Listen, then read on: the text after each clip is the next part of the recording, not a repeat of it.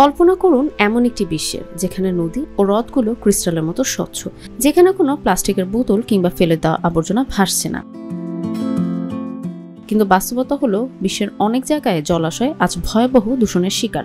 বাংলাদেশ এমনকি ভারতেরও অনেক নদী ও হ্রদ এই দূষণের শিকার, যেখানে প্রতিদিনের প্লাস্টিক ও অন্যান্য বর্জ্য জমে জমে পরিবেশকে করে তুলেছে বিপন্ন।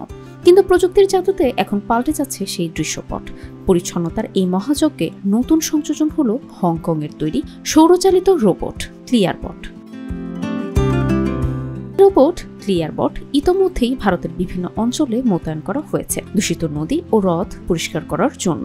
সম্প্রতি মেঘালয়ের শিলং শহরের উমিয়াম হ্রদে ক্লিয়ারবটের কাজের দৃশ্য ধারণ করা হয়, যেখানে অপারেটররা এক আলাদা নৌযানে বসে রোবটটিকে নিয়ন্ত্রণ করছিলেন। হ্রদের তীরে জমে থাকা কয়েক কিলোমিটার দীর্ঘ বর্জ্যস্তূপ স্পষ্ট দেখা যাচ্ছিল, যা এই রোবটের কাজের গুরুত্বকে আরো বাড়িয়ে তোলে।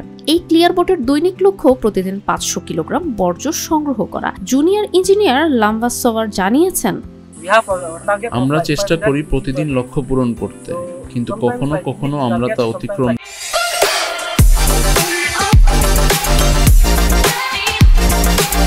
করি, আবার কখনো পারি না।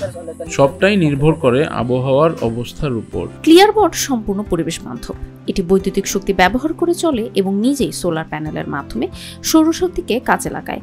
এর ফলে এটি পরিচ্ছন্নতার কাজ করতে গিয়ে পরিবেশের ক্ষতি করে না, বরং আরো সুরক্ষিত রাখে। ক্লিয়ারবটের মাধ্যমে সংগৃহীত বর্জ্য আলাদা করার জন্য স্মার্ট ভিলেজ মুভমেন্ট নামে একটি অলাভজনক সংস্থার সদস্যরা ম্যানুয়ালি কাজ করেন। তারা প্রতিটি বর্জ্য উপাদানকে আলাদা করে সঠিকভাবে নিষ্পত্তি করেন, যাতে পরিবেশের ওপর কোনো নেতিবাচক প্রভাব না পড়ে। হংকংয়ের ছাত্ররা প্রাথমিকভাবে ক্লিয়ারবট তৈরি করে ইন্দোনেশিয়ান সার্ফারদের পানি পরিষ্কারে সাহায্য করার জন্য, কিন্তু পরবর্তীতে বিশ্বব্যাপী স্টার্টআপ কোম্পানিতে একে রূপান্তর করেন। ভাসমান আবর্জনা সংগ্রহ, পানিতে তেলের ছড়িয়ে পড়া স্কিমিং এবং পানি পৃষ্ঠের ফেনা পুনরুদ্ধার সহ বিভিন্ন কাজে এই ক্লিয়ারবটকে ব্যবহার করা যাবে। এছাড়া গঙ্গা নদী পরিষ্কারের জন্য মেঘালয় ছাড়াও কলকাতায় আরেকটি ক্লিয়ারবট স্থাপন করা হয়েছে। বুশরা সুলতানা, RTV।